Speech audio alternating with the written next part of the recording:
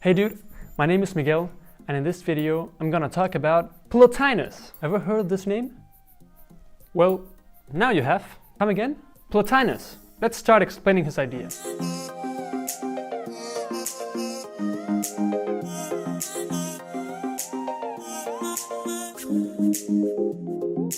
Plotinus was firmly convinced of the ideas of Plato. He even started his own school to expose those ideas. Nonetheless, some 600 years had passed since Plato saying or writing those things and Plotinus interpreting them. So his tons of books had varied a bit these doctrines of Plato. These variations of Plato's thoughts or doctrines can be understood because in all those years, all the followers that Plato had in his academy interpreted each one in a different way, or let's say not perfectly, Plato's thoughts. So what they finally got was a different result. In fact, one of those philosophers who changed a bit these ideas was Philo of Alexandria.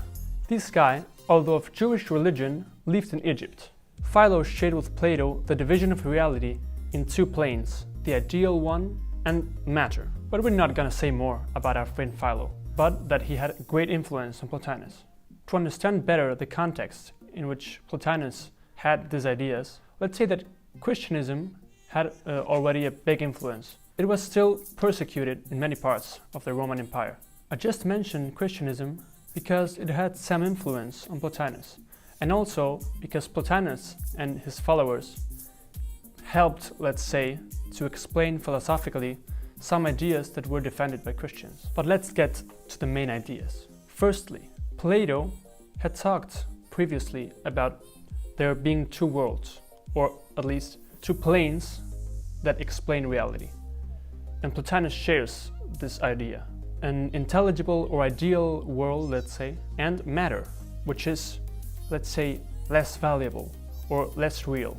But to this way of explaining reality, he also added another way, one which consisted of several levels, all of which were caused by a super powerful, super transcendental, infinite thing called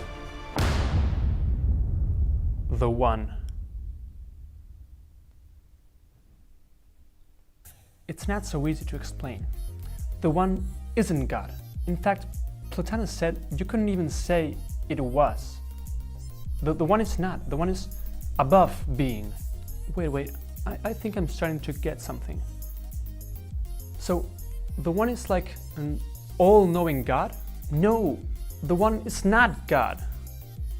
But Plotinus said that the One also did not have thought. I mean, you couldn't say he was intelligent, because that would be to attribute him thought. He was above thought. This is harder to explain than I thought. But we said the One is not. The One doesn't think. The One, oh, I almost forgot. The One is simple. This means that it has no parts. It is not an assemblage of characteristics. It follows the ideal of perfection thought by some philosophers. It's not subjected to variation because it has no parts. It's just itself. What is united, what is stable, what doesn't change, is seen as more perfect. Just in case you noticed, the world we see and touch is just the opposite. I mean, animals and plants grow and change. All beings are born, live and die. I mean, it's all subjected to change, but still, we humans can grasp unity and perfection. Also, we can reach the universal basis of reality. To sum up, for Plotinus, multiplicity was just the opposite of perfection. You had the One on top, and on the bottom we have matter. But between them, there's more.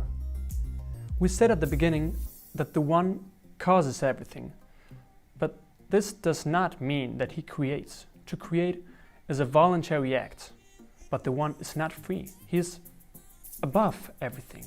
We call this characteristic transcendence. The One is truth and goodness itself, and let's say under him, everything is imperfect. Under him, everything is limited. Take for example yourself. You are yourself and not another person. That's a limit. I mean, you have certain talents, but other talents you don't have. Also, when you decide, you choose something, but some other things you don't choose. That's a limitation. For Plotinus, there is a way. Besides all the characteristics we already mentioned, the one is pure activity. So, when he emanates, he necessarily emanates. That's why he's not free. The one necessarily causes a first, let's say, thing to be, the intellect. By watching the one, the intellect defines himself. He has thought of himself. He contains all the ideas of things by seeing them in the one. But the process of emanation does not stop here. The intellect, also called the nous, causes another level to be, the soul. This soul is the intellect's thought and the intellect's activity. So let's say that it also causes the unity of the temporary and the material reality to exist. This unity is provoked by the soul. Are we done? Your soul, as well as other souls, are all contained in this soul. And this soul, let's say, that ends this chain of emanation by causing matter to be. Matter. So imperfect and far from the one that Plotinus doesn't even risk to say it exists, because that is too much saying. According to Plotinus, the things of the material world are less than imitations of being. Are we done? No. One last thing. What does Plotinus say about man? They're like shreds of being that somehow reflect a bit of it. But it's non-being, really. Human being is, for Plotinus, his soul.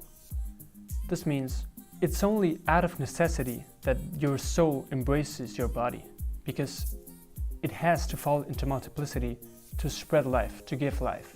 But it's from being that souls come, from the nous. They're images of it, and they're immortal. And one last thing, it's thanks to souls that we somehow see the upper world reflected. What I just explained is only part of what Plotinus said, but it's the most important doctrine, let's say. If you want to know more about Plotinus, you can click on the description below. And goodbye.